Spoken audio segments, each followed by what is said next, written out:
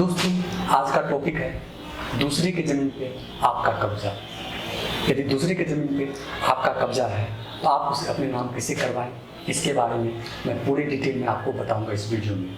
तो इसलिए दोस्तों, इस वीडियो को कहीं स्किप मत करो, आप शुरू से लेकर लास्ट तक देखें ताकि आपको पता चल सके क्या उसका प्रोसेस है, हम कैसे अपने नाम करवा सकते हैं।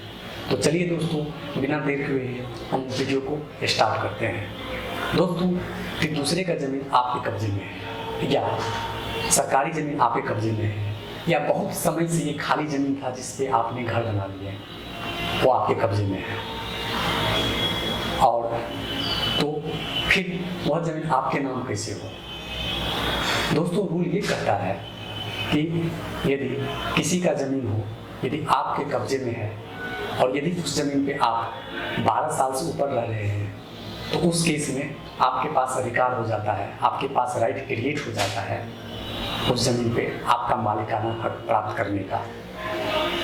यदि किसी ज़मीन पे आप 12 साल से ऊपर रह रहे हैं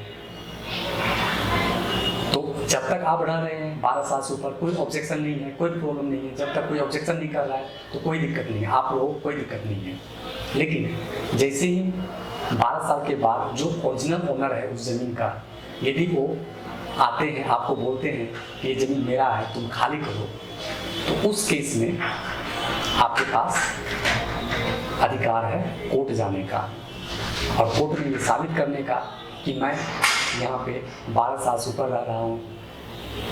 और कानून ये कहता है कि जिस ज़मीन पे 12 साल से ऊपर रहते हैं तो वहाँ पे मालिकाना हक प्राप्त करने का अधिकार उस ज़मीन पे जिसका कब्जा है उसका हो जाता है। तो आपके पास कोर्ट जाने के लिए 2 अधिकार है। आप 2 अधिकार से कोर्ट में केस सूट फाइल कर सकते हैं। पहला अधिकार टाइटल सूट, पहला तो आप टाइटल सूट कर सकते हैं। दूसरा एडवर्स पोजेशन का। एडवर्स पोजेशन का क्या मतलब होता है? इसका मतलब ये होता है कि आप उस ज़मीन पे आप एडवर्स पोजेशन में हैं, मतलब आप 12 साल से ऊपर रह रहे हैं और आपको कोई ऑब्जेक्शन नहीं किया उस ज़मीन पे, आप क्यों रह रहे हैं, इसलिए आपके पास एक एडवर्स पोजेशन क्रिएट हो गया, एक अधिकार क्रिएट हो गया। तो उस बेसिस पे आप कोर्ट में जाके केस लड़ सकते हैं और अपने नाम करवा सकते हैं। तो दोस्तों, अब ये आप पूछोगे कि ज़मीन में क्या क्या लगने वाला है, डॉक्यूमेंट क्या चाहिए। तो उस केस में डॉक्यूमेंट के लिए आपको आधार कार्ड, वोटर कार्ड और जिस ज़मीन पे आप रह रहे हैं उसका इलेक्ट्रिसिटी बिल, और उस ज़मीन का आपको क्या करना है, उस ज़मीन का आपको खाता खेसरा निकालना है और खतियान निकालना है, और ये एक सर्टिफाइड कॉपी कोर्ट में सबमिट करना है। वो सारे डॉक्यूमेंट सबमिट होने के बाद कोर्ट क्या करेंगे, एक नोटिस जो ओरिजिनल ओनर है उनको सेंड करेगा विद इन टाइम में अपना पक्ष रखने के लिए। यदि वह अपना पक्ष विद इन टाइम में नहीं रखता है तो एक्स पार्टी जजमेंट हो जाएगा और आपके फेवर में ऑर्डर पारित हो जाएगा।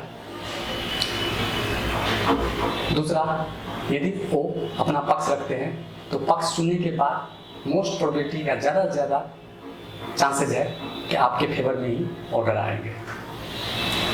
जब ये ऑर्डर आपके फेवर में आते हैं तो उस ऑर्डर कॉपी लेके आपको आपका तहसील जहाँ पे है या ब्लॉक में या सब डिवीज़न में आपको जाके दाखिल खारिज करने के लिए अप्लाई करना है। वहाँ पे आवेदन आपको सीओ को देना है। सीओ मतलब सर्किल ऑफिसर। आवेदन देने के बाद सीओ अपने स्तर पे उस ज़मीन को जांच करेगा। जांच करने के बाद वहाँ के लोगों से पूछताछ करेगा। पूछताछ करने के बाद सही पाया जाएगा और कोर्ट के ऑर्डर को मिलाने के बाद वो नोटेशन करेगा और उसके बेसिस पे आपको दाखिल खारिज कर देगा। तो दोस्तों, ये थे टोटल कानूनी प्रक्रिया जो मैंने आपको बताया। दोस्तों, यदि यह वीडियो आपको अच्छी लगी तो आपको इस वीडियो को लाइक करना है और चैनल पे आप नए हो तो चैनल को सब्सक्राइब करना है। धन्यवाद दोस्तों, जय हिंद।